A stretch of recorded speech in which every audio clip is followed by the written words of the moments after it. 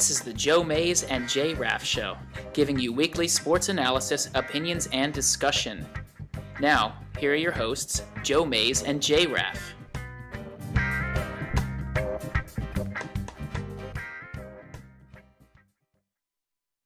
All right, so Justin, how there are these community organizations known as MAD and SAD, Mothers Against Drunk Driving and Students Against, I think, Destructive Decisions is what the term has been changed over the last decade or decade plus. I've come up with another acronym with the ADD on the end. I'm in. Oh, you're in? Okay. Yeah, I don't even know what it is, but I'm in.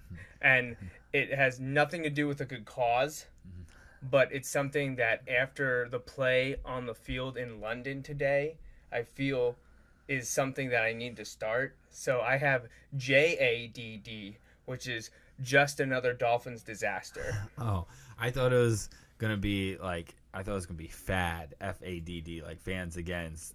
Oh, no. Yeah, I was looking for something to come up with that would be another cause, obviously not as notorious or well-meaning as MAD and SAD, but my expression for what's happening in Miami is JADD, just another Dolphins disaster. So we'll get to that, and plenty to talk about with that, and unfortunately with my team as well. Kind of sitting. There are some similarities. There are lots of differences between the two situations too, though. But we'll get to talk about those. I want to say at length. Hopefully for not too long. We'll move on to other things. But we're probably going to move briskly through some of the games this week, just because we actually have a couple of emails we want to get to. We've been putting off or forgetting to do, so we want to cover those. But anyways, welcome into the 188th episode of the Joe Mays and J-Raff Show. I am Joe Mays. Sitting next to me, and that other voice you heard was Justin Raffoff.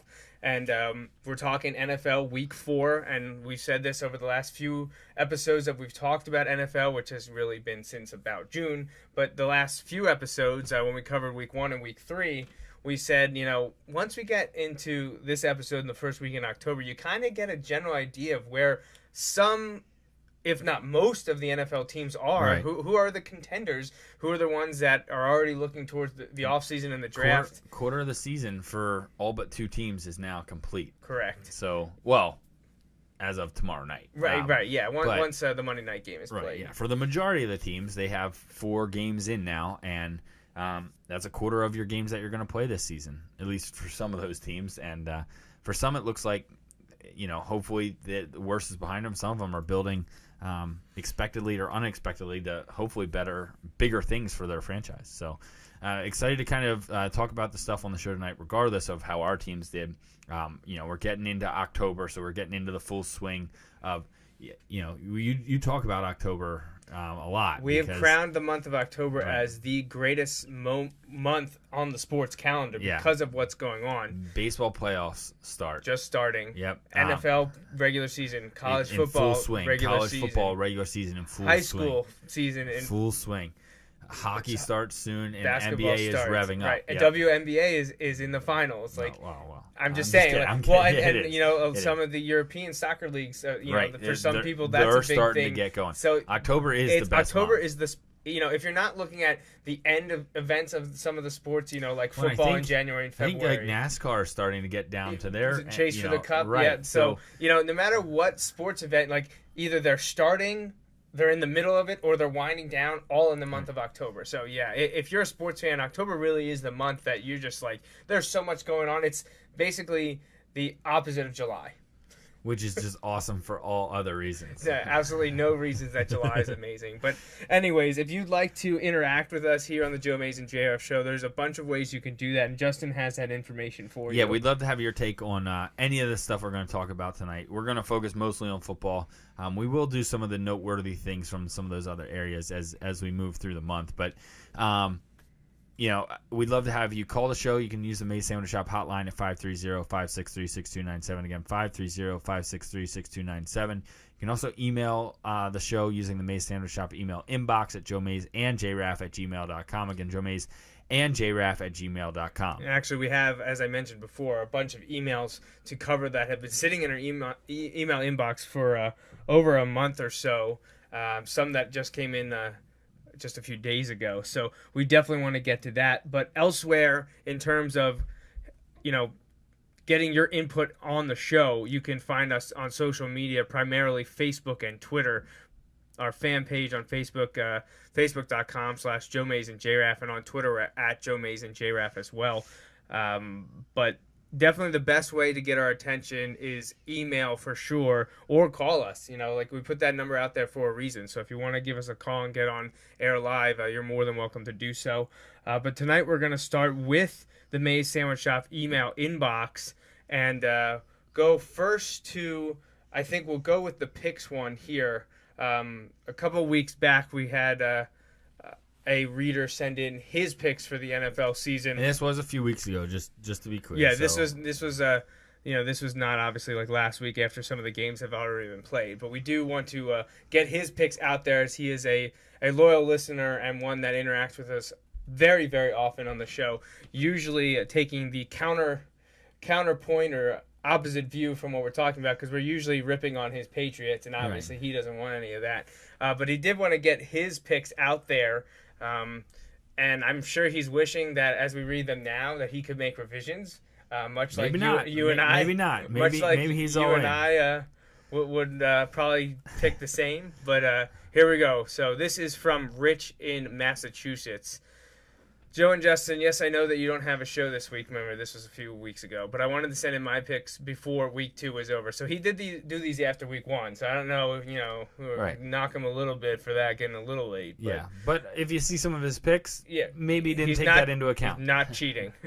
But AFC North, he went with the Bengals, and he says just because it always seemed to make it this far, it is hard to argue. Legitimate pick. We think that's a good pick. I think both had them finishing second. I think so. Behind Pittsburgh? Yeah, behind Pittsburgh, I think. So no qualms there.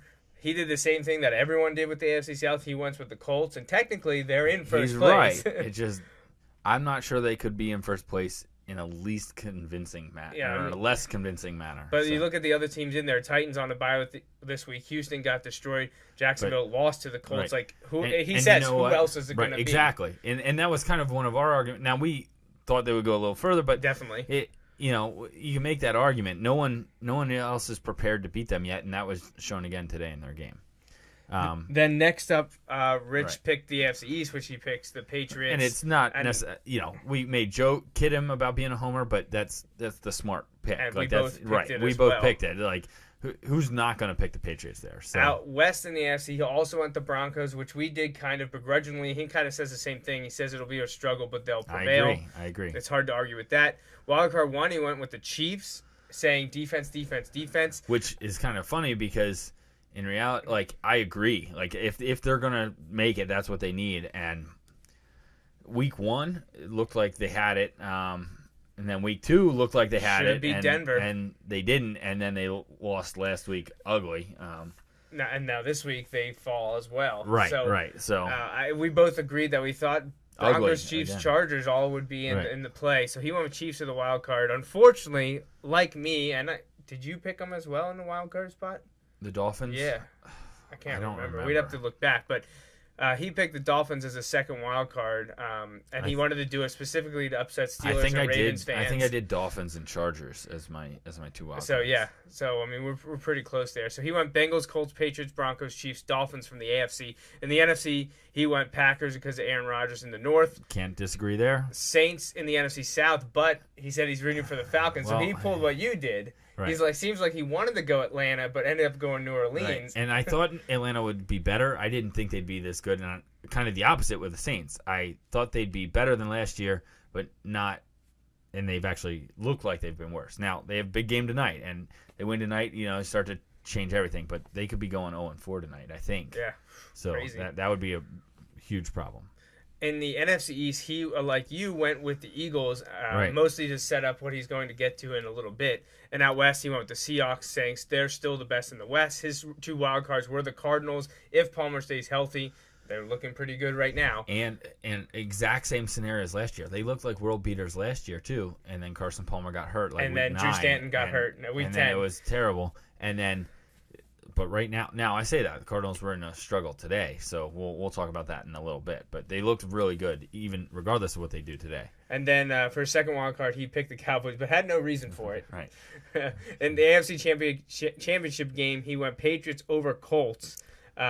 He says no matter what type of football they use, Patriots would beat them. And in the NFC, he went Eagles over Packers. And in the Super Bowl, to set up a victory over the Eagles and a rematch of the Super Bowl from, 2005, I think, season. No, it was 2005 Super Bowl. 11 years ago. Yeah. Patriots over Eagles. And so that's where Rich from Massachusetts saw the NFL season going. It was pretty similar to what we picked. Right. We all kind of thought high on the Colts. He wanted to take the Falcons. I would say the only one there that I feel like we all should have seen coming, and you can probably claim that you did the most and paid attention to it, is Saints. They weren't good last year. I had Atlanta in first and New Orleans in third, with Carolina in second. Exactly, and that could still play out. I think that's more likely than Rich or I either being correct or both being correct on. And it's hard looking at his and thinking back to ours, like the ones that we picked that are wrong by and large is ones that a lot of people like. Everyone was all over the Colts, right? And that's where I don't really feel bad about that, because I'm like, everybody would pick them. There's no reason not to pick them, and they're still probably going to win it.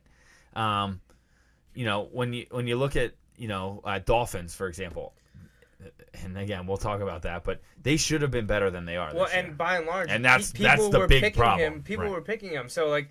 I feel bad as a Dolphins fan knowing that they're awful. But I don't feel like that was a bad pick. I don't think it was a bad pick. Right. I feel great about my Falcons pick now. Right. The Saints is the only one where I'm like, they were bad last year. And they got rid of their best receiver in tight end, Jimmy Graham. Why did I think they'd be better? Mostly because I just didn't think Sean Payton and Drew Brees could be that bad again this year. And they might not be that bad. They might not be that bad again this year. They might be worse. So we'll have to wait and see how that plays out.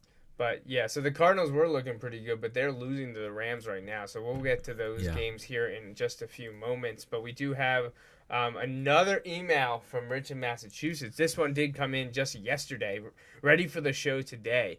He was actually getting caught up on our show from last week when he decided to send this email. And, last week we talked about how the Patriots were looking through 3 weeks. And, we talked about how we honestly thought they could go undefeated, which I think on Monday or Tuesday in all the NFL blogs and NFL.com, ESPN, they were all saying how they think the Patriots go undefeated. I was like, we had it first. Right. Totally, that's ours. That happens a number of times because a lot of those stories come out on Mondays. And we're talking about a Sunday night. It's totally. I mean, I'm sure that our 5 listeners are the ones that are sending it in to ESPN, being, look at these guys saying Patriots undefeated. But anyways, Rich watched the show and he had some thoughts, and this is what he says. Let me get this straight. The new phrase of the Joe Mays and J-Raff show is vomit-inducing, as is when Justin tried to say that the Patriots are currently the best team in the NFL. He didn't say it, but he must have been feeling it. And then to follow that up, when Joe says if the Patriots win this year's Super Bowl, it would be vomit-inducing. I stand by that. Right. So let's check the tape. That is what you said in case you forgot. No, I didn't forget. I know what I said. I can't help but wish to have both of them come true. So since you can't say anything one way or the other for the next 3 weeks about my Patriots because they're on their bye, I know we'll be off for the following 2 weeks, I'd like to talk about the Thursday night game.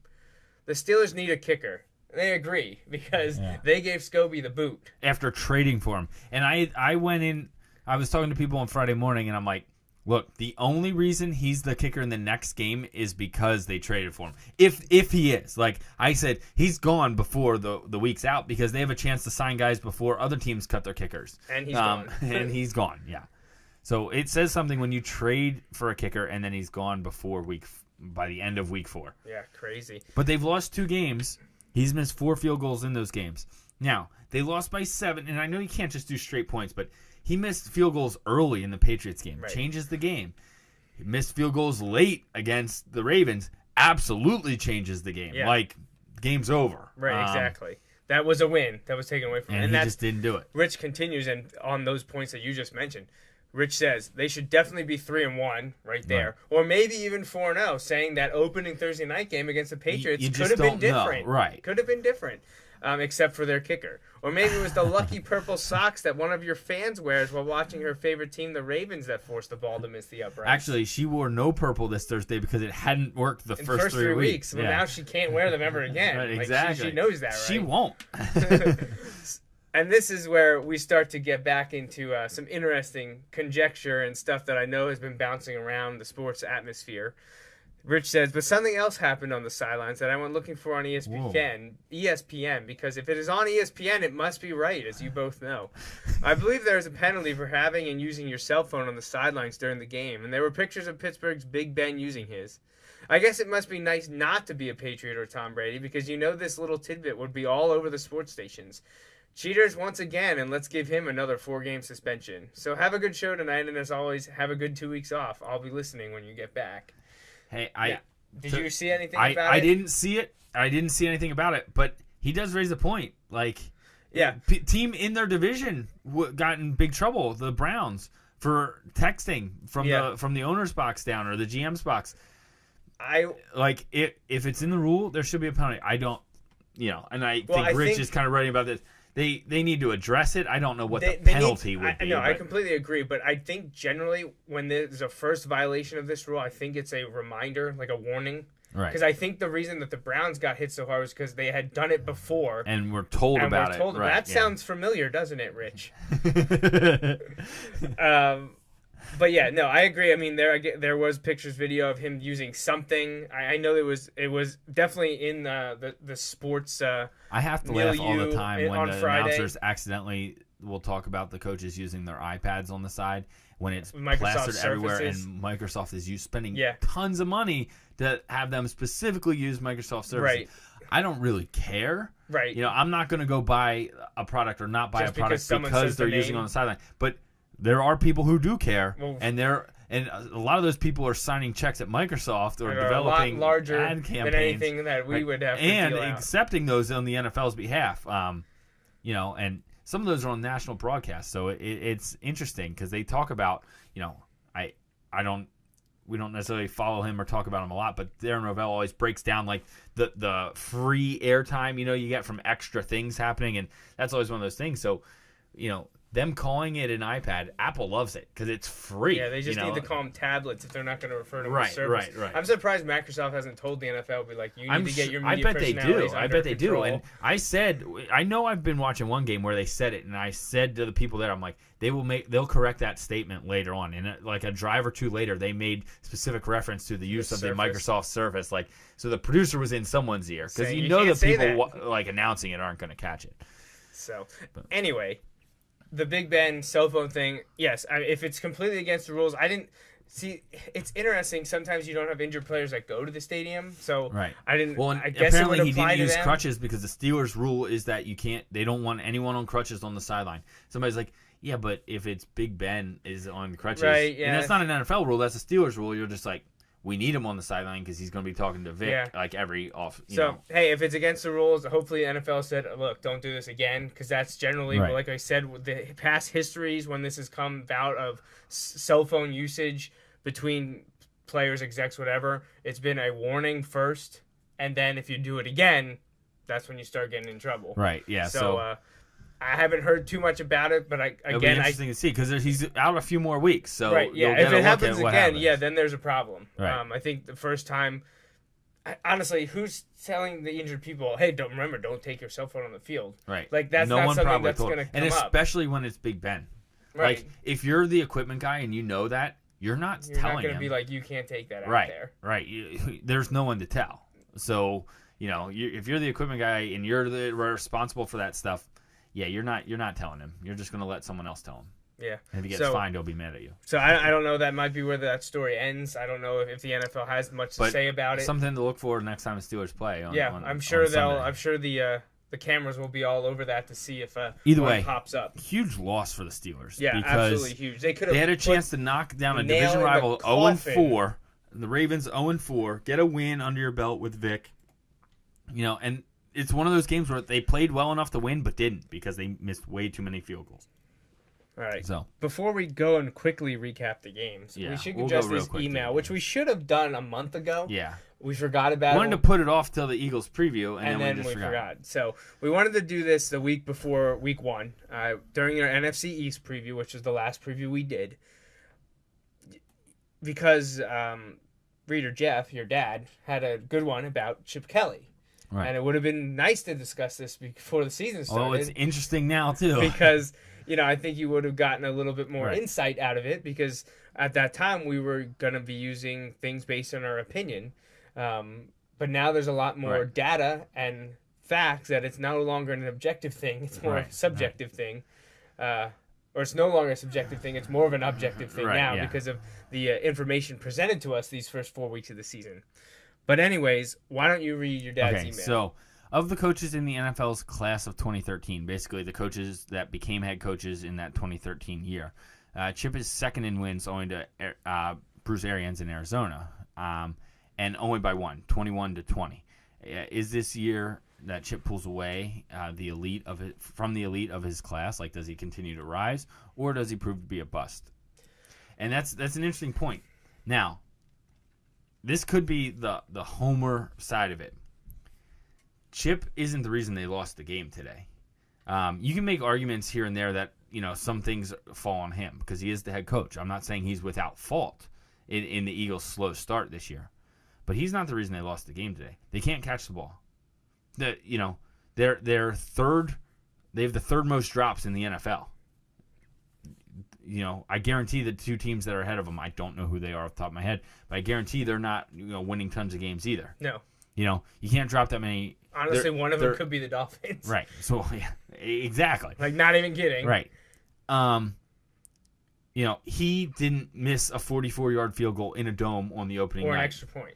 Or an extra point today, or another makeable field goal today. They missed 3 points. They left 3 points on the field week 1. They left 4 points on the field today. They lost by 2 points in week 1. They lost by 3 points today. It's one of those things where there is some fault of his. All right, I understand that he's the head coach. He's making the personnel decisions, so he's making the decisions for the people who are on the field. But the people on the field are not executing. And I know he just quoted as saying that after the game today, and he's absolutely right.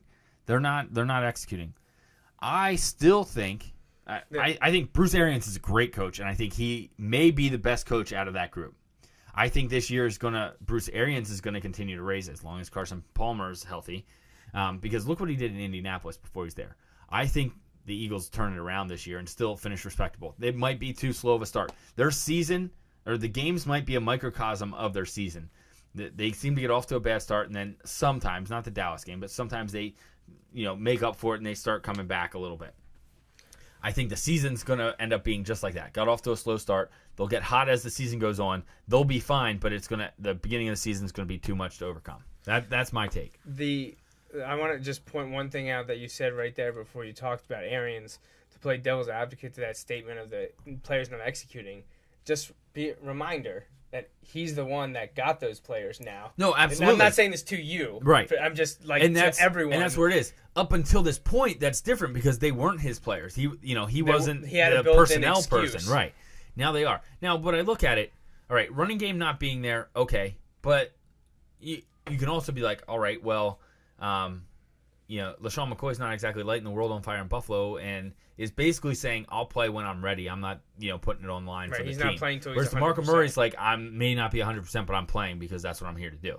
I don't know which one of those is right. You can look at it from the career point. I don't blame LaShawn McCoy if you don't want to risk further injury. But at the same time, as a team and the person who's managing the team, I want you to make the decisions that are best for the team. You know what I mean? Right. Deshaun Jackson, always hurt, locker room problem. He's gone too. So he wouldn't be opening up the field for anybody right now in Philly. Not addressing the line in the draft, which everyone questioned, that's proving to be a problem. Deal. Yeah, it's a huge deal. Now they have guys hurt on the offensive line, so it's even more of a problem. Right. So Andrew Garner lost for the year. That's the biggest decision. Letting LaShawn go, they've got talent to replace him. Letting Deshaun go, they've got talent to replace him. Now they're not holding on to the ball, but the biggest problem is the offensive line. Second half today, when they gave Bradford a chance to actually stand back there and look to be able to throw the ball, He was throwing over the top of Washington. He was throwing underneath of Washington. Like, he was getting passes done, but they just couldn't keep him upright long enough, and so it's one of those things where, I think the biggest personnel issue is the offensive line, not those other issues that are a little more high profile. And that's what my dad just said. He said, before the season started, he said he thinks the Eagles' biggest deal is their offensive line has regressed so much over the last couple of years. And if everybody was healthy, I think they're okay. They're good enough. But Peters has been in and out of the lineup. Like I said, Gardner's lost for the year. You got rid of Mathis and Harriman's. Not that they were at tip-top form anymore, but you got people older, more injuries. You let go of talent that didn't replace it with as good of players. Like, you're going to have an issue. Right. To answer your dad's question from my point of view, I want to say at the beginning of the year, reading that question again, I wanted to say, do I think he pulls away? No, because I think him and Arians were going to be about on par. You're right. Because if Arians wasn't in that class, I think he probably Chip has lost at least one, maybe two, to Arians. Exactly. In Arizona. I think it's one just because of Arians. No, it might be two. I don't remember. But, it's those two that would be the difference between Chip being in the lead or Arians being in the lead. And I also look at, in terms of big-name stars and huge talents, like, I feel like there's more in Philly than there is in Arizona. Now, that's not exactly fair. Right. But, and probably maybe I've heard of a lot of the Philly players more because we're closer to Philly. Right. But, you can tell me to name a bunch of Cardinals, and I'm naming Cardinals that have been there forever or just got there, like Carson Palmer, Larry Fitzgerald, now this year, Chris Johnson, Patrick Peterson, Tyrann Mathieu. That's it. Bobby Massey. I can name a couple because of my draft coverage, but and fantasy for that matter. Right. But the Eagles, I can rattle off a ton, and I just feel as though there's some bigger names, bigger personalities in Philly versus Arizona.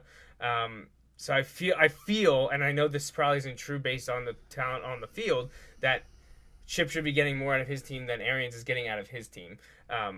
But before the season started, I wanted to say they were neck and neck. I thought the Eagles were going to be good this year. I didn't think they were going to be great. I think I had them as a wild card, but we did have Arizona significantly challenge Seattle out west, and definitely as a wild card. But based on that, was Chip going to pull away? Not in my eyes, but I thought he was going to be close to Arians. Is he going to be a bust? Well, that's still up in the air now. And what? I think there's room in between. He may not be the best because Arians may be the best out of that group, but I don't know that he'll be a bust. I think, like I said, I still think they'll turn it around this season and be good. The problem's going to be, did they dig themselves too big of a hole? Right. Now the good news is there are teams losing all over the place, games they shouldn't lose. So, if they can turn it around sooner rather than later, maybe they'll be in the thick of things. If they can't, they're going to look back at the beginning of the season like games like today and games against Atlanta that they should have won. Yeah. So. And just for a reference point, since we've kind of covered this for the most part already, talking Chip Kelly, the Eagles fell to the Redskins today to drop to 1-3 on the season. Right, 1-3 on the season. And we talked last week. That game, the Jets basically handed that game to the Eagles because after the Jets have done the first 4 weeks. Now you can say maybe the talent level isn't there, but I think if they play again, I think the Jets win. Yeah, and maybe not like one time, but like if they play. If they play 10 times, I think the Jets 6 or 7 times. Yeah, I'd say they probably win 6 to 7 times. Yeah, I agree, and that that's about where we're at. So you look at it. The Eagles play New Orleans next week. Well, they should win, but they should have won today. They're home 2 weeks in a row. And they're home, and that doesn't necessarily help them. The Giants aren't as bad as everybody thought they were the first 2 weeks. They just didn't get it done at the gun. And so that's a tough one. Carolina's really good. Sad thing to me here is looking, what's the next game that Philly should win? I'd say New Orleans. November 15th. Oh, gosh. They got a shot at that one. Yeah. So they might beat New Orleans, and then they might beat the Dolphins. Maybe Detroit. Well, see, I honestly, of all of those, because you can't figure out the team, all of them I think are toss-ups. Are there any there that I think they absolutely win? No. Are there any there I think they absolutely lose? Yes. No. Which one? New England. Okay. At New England? Are you kidding me? I was only looking to okay. the fifth. Okay. There is no chance of them winning. I was only looking to right around Miami. Hopefully, I just put the reverse jinx on that. But there's no way that they win that game. You'll be in Indianapolis, so it won't even matter. Yeah, you're right. You'll be driving home. You can listen to it on the radio. Yeah. There we go. Oh man. Yeah, it could be a long year. The question... Hey, we can get the Arians Kelly Bowl if Kelly's still there. The question is going to be how many... And I already got it. I got it last week from my... Or actually, I think it was at halftime of last week when they were still looking really bad against the Jets. Or no, they were looking good against the Jets. It might have been against Dallas. I got the text from college buddies who are not Eagles fans, not NFC East fans, but they're just like, is Chip around next year? And I said, I think if he gets to 7 wins, he's around next year. If he's less than that, I think it's a toss-up. I honestly, I think 7 wins, they get there. It's his 3rd year. I know. He won 10 the first 2 years. He's now with his own players. Because they won 10 the first 2 years is why I think he gets another year. Yeah, you could be right. And, the quarterback situation for next year is really interesting. Well, I'm glad you mentioned that because that's what I wanted to say in terms of the Eagles. They look like the one personnel move that Chip made that's good was not, it wasn't just him, obviously, but them not extending Bradford looks genius right now. Right. Now, that being said, kind of messes you over for the future. I know he didn't have a great game today. He threw for 290 yards and 3 touchdowns. Now, so when they kept him upright, he played well today. Unfortunately, they only kept him upright for about 18 minutes of game time, which is not nearly enough. They're in trouble. They can turn around because the NFC East is not it's not terrible, but it's not that good. So if they can win a couple games here before the bye, if they can beat New Orleans and then beat the Giants because they're in Philly, and then they lose going into the bye, maybe they have a chance to lose to Carolina, They have a chance to be like 3-5 maybe going into the bye, which doesn't sound great, but if they get hot coming out of the bye, maybe they can turn things on. The problem is they play some really good teams down the stretch. They're in trouble. If say the Eagles win 5 or 6, and Chip keeps his job. Now here's the thing: if they win 5 or 6, does Chip leave? That's the question I don't know. Not many coaches in the NFL are leaving. I could see Chip leaving the Eagles. Going back to college? Yeah, why not? I'm just saying where all your stuff, whatever you say goes. If he wins 5 or 6 and decides to stay, not fired, doesn't resign, is he taking a quarterback in the first 10? You have to. If you're letting Bradford walk, you got to. Right. If they let Bradford walk, you got to. And this was supposed to be a really good quarterback class, and it's not Trevon Boykin. Right. You're gonna go Trevon Boykin? Is he gonna go with someone like an athlete that you? I feel like Trevon Boykin is. I think it was Taj Boyd from Clemson a few years ago. I mean, I know they're not the exact same player, but to me, they remind me of that. They could go Connor Cook from Michigan State. It's tough to think about saying it right now, but, before the disaster that has been the last 2 years, everyone thought Christian Hackenberg was a top 10 player. Right. Trent Dilfer still said it this week. Trent Dilfer, and this is what concerns me as a Penn State fan. He basically said Penn State's the problem, not Christian Hackenberg. And I agree. I agree, too. The offensive line is terrible, and John Donovan needs to go. You saw what he could do in a pro-style offense under Bill O'Brien. He didn't just forget how to play the position. Right. As an 18-year-old with less talent around him.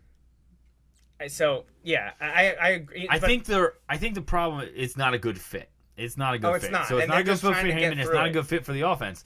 But you can't bench him because he's the most talented player on the roster. That would be terrible for recruiting. You bench a 4 or 5-star quarterback because he doesn't fit your system. No, you don't do that. But I agree, and I can't come out and say it because they'll be like, "Oh, you're a Penn State homer." I'm like, okay, fine. You want to throw that at me, whatever. But I truly believe that Hackenberg is going to light it up in the NFL. I agree. I think he's going to be good.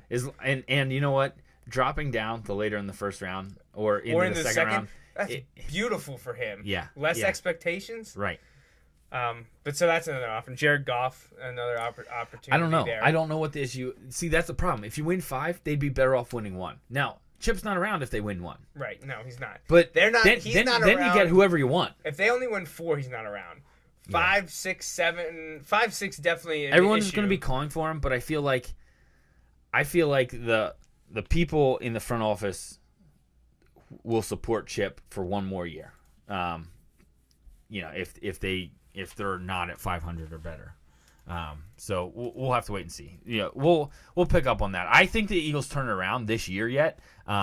I don't know how or why. That might be just me rooting for them to turn around. But like I said, I think it's gonna be like the games are a microcosm of the season, and they're gonna have made too many mistakes early and not be able to overcome that late. And I think watch them. They could end up. I know this is ridiculous the way they're playing right now. Watch them end up 10-6 again and miss the playoffs because they just didn't play well. Now I don't see them going 9-2 down the stretch. I know it's crazy, but 9-3. Oh yeah, 1-3, right? yeah, 9-3. You gave him a loss already next week. One of the New England. I counted that one. Okay. So, but whatever. Enough about that. I think the Eagles turn around, dug themselves too big of a hole in the beginning of the season. We'll find out more about the Redskins next week. They have Atlanta. Yeah, they'll lose and then they'll beat some other teams. I mentioned, at the top of the show when I created my my JADD, but obviously the Dolphins were awful at Wembley Stadium today. The game started at 9:30 Eastern time. I'm glad I didn't get to watch it. I was helping my brother-in-law move some stuff and taking care of the kids and stuff around the house. You were basically doing anything else, to actually have to watch the Dolphins play because it was abysmal and it was awful. And again, we should probably have to send something over to the embassy in DC or something, apologizing for that they had to see that. This is not the type of football you necessarily want to send over there if you want to expand it. But have they gotten any good games over there? No, because the good teams aren't going to go over there and host.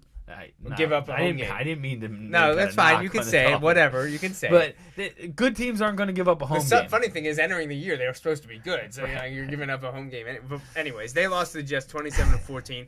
The Jets improved to 3-1. Miami drops to 1-3. And honestly, they could be 0-4 for all that matters.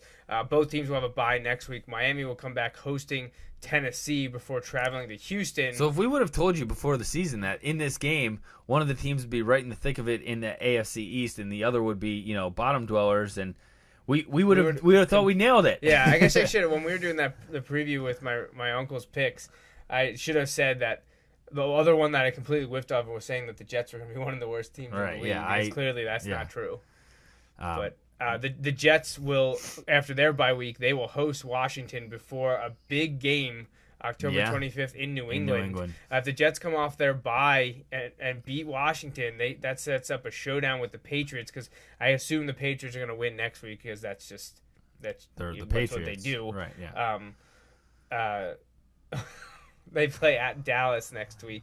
They're going to win. So coming out of a bye. You expect the Patriots to be 4-0. But like I said, so who knows what happens with Dallas tonight? I think they'll beat New Orleans. And go what to 2-2? Who, the Cowboys? No, wait. No, they'll be 3-1. Yeah. Right, they only lost to the Falcons. Oh yeah, they're 3-1. They're 2-1 right now. Right, they're 2-1. I think they'll be 3-1. They'll be 3-2. If the Eagles win next week against New Orleans and get to 2-3, they're still now it's a game and a half or 2 game difference because you got to play head to head. Right, like I get that, but well, my dad says. He said before, I'll say it again, he's not worried about the Eagles. He's afraid of the Giants as a Cowboys fan. And I completely get that. As an Eagles fan, we joked about this, that this was the year, right? And 2007, 2011, 2015. Everybody was calling for Coughlin. It just didn't take till week 8. Everybody was calling for Coughlin and Eli after the first 2 weeks. And what'd they do? They've won 2 weeks in a row now. They could have won the other 2 And they should have won the other 2. They should be 4-0. They lost by a point to give Dallas. Them, even if they split the 2 o'clock games, they should be 3-1. And honestly, they probably look the best of any of the NFC East teams. Yeah, they probably have the best win today. Yeah, because... Well, let's talk about it. The Giants we talked about last week, staying in the state of New York. We said we were going to go through really fast. We're going to have to. We're going to motor through a bunch of them. The Giants went to Buffalo and won today, 24-10, kind of convincingly. Right, and this is a big one of what are we going to see moving forward? I think the Giants are for real. Is Buffalo for real? They've lost 2 in a row now. Now they've lost 2. No, they beat Miami last week. Oh, sorry. I was thinking of New England. They lost to New England. Right, they lost to New England and they lost to the Giants. Both at home, by the way. Both in Buffalo. Right. Where they're not supposed to lose their home games. And they were getting embarrassed by New England, and then they came back. But now they beat up on Indy, but how good's the Indy win look? They beat up on the Dolphins. How good's the Dolphins win look? Right. So who are the Buffalo Bills? Right. Exactly. I don't know, and that's the thing. I don't know. And as you look at it, the Giants have one of the latest buys too. Right. So they've got a bunch of games. They don't have a bye until the week before Thanksgiving. They play San Francisco coming east next week. Back to back. They play the Eagles primetime games. Right. They play the Eagles the week after that. That should be for the Giants. That should be 2 more wins. Then they play Dallas, who's still going to be without Romo. Right. And Dez. Probably without Dez as well. And then they play New Orleans and then Tampa. Honestly. Oh my gosh. Until their game November 15th against they're going to be favored in every game. The until Patriots, then. They should honestly be 7-2 when they play the Patriots. Yeah, 7-2. Looking back, thinking they should have been. They should have beat Dallas the first week. They have them at home the next time. Right. They're better than the 49ers. They're better than the Eagles. They're better than the Saints. They're better than the Bucks. Right. Like they should win their next 5. Right, and they get Dallas without Dallas's 2 best players. Exactly. And they should have beat them the first time. Get them without their 2 best players the next time. That New England game could be, if they're as good as they're playing, Super Bowl preview. Super Bowl rematch like they wanted for this 50th anniversary, and could be a Super Bowl preview, which is crazy to think about. Will they be the team to beat New England for New England's first loss? And then what if New England goes 15-1 with their only loss being to the Giants? So it's the reverse, and then they beat the Giants. Would the Patriots fans' heads explode if that happened? If the Giants are the only team that prevented them from going undefeated again this year? My gosh. But whatever. Yeah, anyway, so, okay, a couple Let's go through real quick. Bengals improved to 4-0, beating the Chiefs today 36-21. Wasn't that close. They're clicking. Yeah, the Chiefs did not score 3 touchdowns. They were able to run the ball today, too, which just helps Andy Dalton. The Chiefs scored 7 field goals to get to 21. Yeah. What's his name? Cairo Santos. 7 field goals. The NFL record's 8, but I think he did set a Chiefs record with the 7. Yes. But the Bengals, rushing attack, passing attack, playing defense. Well, gave up 21 points, but they were all field goals. Kept them out of the end zone. We talked about Falcons' utter domination of the Texans. I don't care that they scored 21 points in the 4th. I think Atlanta was up. If they weren't up 48-0, they were up 42-0, I believe. Yeah, they were up 42-0. So Falcons, wow, yeah, 48-21. Really Atlanta moves to 4-0. Chicago getting in the win column, beating the Raiders. Come on, Raiders! Had to win that game. This is supposed to be your time. Yep. But they couldn't do it. They were kicking field goals as well in the second half, and they gave up a touchdown late to Chicago. Yep. Amari Cooper looks really good though. He does, and Derek Carr doesn't look bad, but their inconsistencies. You want to start competing in that tough West division. You can't give up 22 points to the Bears. No. So. I mean, I know Cutler is back, but still, come on. Yeah. We talked Redskins over Eagles 23-20. Elsewhere, Carolina improved to 4-0. Really good. First time since 2003, they're undefeated. That will be awesome when they play Atlanta. I hope that's coming up in the next few weeks, but I want to say it's actually towards the end of the year. Did we already look at this once already this year? No, they have the bye next week and then Seattle. Yeah, they do. They play them December 13th and December 27th. Yeah, 3 weeks. Twice in 3 weeks in week 14, week 16. So that could be interesting if both teams stay strong. Panthers over Bucks 37-23. Jameis Winston 4 interceptions. We talked Giants over Bills 24-10. And snoozer in the AFC South. The Colts in overtime beat the Jaguars 16-13. Perfect example of an exciting game, not a good game. Jaguars missed 3 field goals. All that would have basically been walk-off wins. If they would have had Scobie, it wouldn't have made any difference. In reality, they only missed 2 because they missed one, but the Colts had called a timeout. Serves them right. But then he missed it again. It was closer, though. And then he missed a closer one in overtime. So that's not so good. The primetime games tonight, we've mentioned a couple times, but Dallas goes to New Orleans. New Orleans trying to avoid an 0-4 start. Dallas trying to come back from that demoralizing loss to the Falcons last week. They should have won that one. They were up big early. But my dad says after the Cowboys win tonight, they'll be 3-1, just like his Slick Willie's Cowboys will be 3-1 after this week. The Monday night game is Detroit at Seattle. Detroit's trying to avoid an 0-4 start. We're looking at Seattle to get back on track. They got to win last week. Seattle, I can't see them losing that. Seahawks should improve to 2-2. Man, dropping to Detroit to 0-4. Now, the 4 late games that are going on right now, actually, when we looked earlier, really good games. None of them were like that interesting. But as they stand now, Cleveland and San Diego at the home of the Chargers are tied at 27, under 2 minutes to go. San Diego has the ball at midfield, so they're driving to try to kick a game-winning field goal. This is big for the Browns. I mean, if they win, they'd be tied with the Steelers, really, at 2-2. Right. Like you said, Chargers have the ball and are driving late in the game there. But the only one that's a little bit out of hand, or actually I believe is final, is Green Bay has improved to 4-0 with a victory over the 49ers. Wasn't it the blowout everyone thought But no, 49ers defense have been getting steamrolled. So seeing Green Bay come to town, not exactly the best thing, but they held them to 17 points. But the 49ers offense did nothing against the Green Bay D. Their defense did look bad last week, but there were two pick sixes before they even set foot on the field. They were down 14-0 before their defense even stepped on the field. Think about that. That's hard to do. That is hard to do. St. Louis and Arizona. In Arizona, the Cardinals are down by 2. The Rams have the ball. It just got the ball. In St. Louis, in their own territory, with 4 minutes to play. So the Rams are trying to run some clock up 2 late. So if you can get to red zone or your TV, if this game is on, it's an interesting one. Arizona's trying to get to 4-0, while the Rams are trying to even themselves at 2-2. That would be a second big divisional win for the Rams, too. It would, yeah. They beat Seattle in week 1. Now, the last game is Vikings at Broncos, a little inter-conference matchup here. And as it looked going into half, it looked like Denver was getting ready to add a few points, with like 30 seconds to play in the second quarter. And then Peyton Manning threw a pretty awful interception to Anthony Barr. A bad read. Vikings 2 plays later punched it in. I think at the time it was it 13-3? Yeah, something it was 13-3, like that. and then they got a touchdown like 2 plays later. 13-10 instead of it being 16 or 20-3. Right. All of a sudden it's 13-10. Right.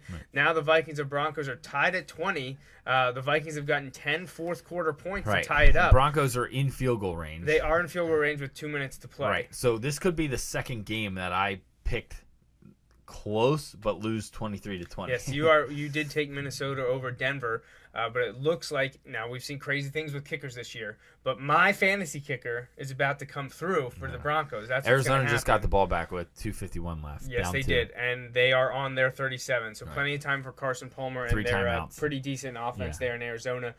So 3 games going down to the wire. So if you got red zone or one of these games on your TV, definitely head there now. So.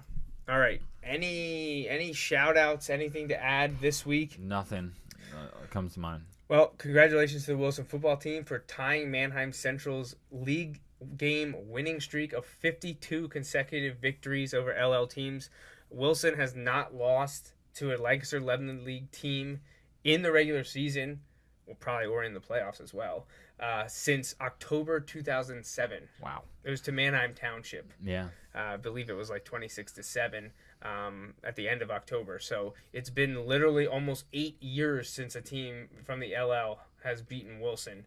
And to get to get first place all alone in the record book, they'll need to beat Hempfield this week, 5-0. who's 5-0. So big game in Landisville this Friday. So if you're in, Berks, Lancaster, Lebanon area, and you want to see some good high school football, head to Hempfield High School in Landisville.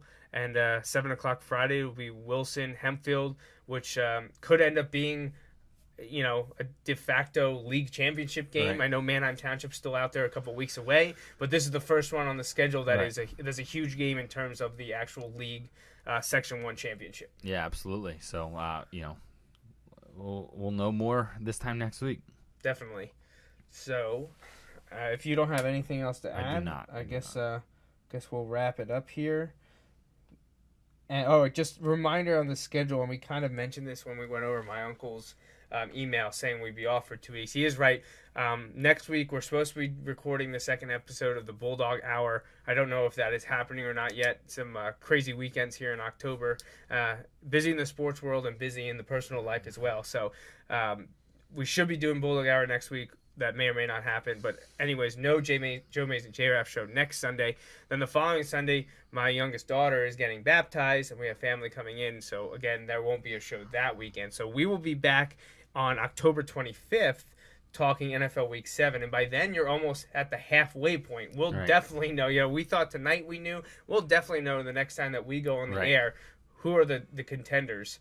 And we'll let you know on episode 189, which again will be Sunday, 6:30 p.m. on October 25th. But I think that's it. So thanks for joining us. This wraps up the 188th episode of the Joe Mays and J-Raff Show. We hope you tune in every Sunday evening at 6:30 for our Take on Sports. Until next time, I'm J-Raff. And I'm Joe Mays. Thanks for listening.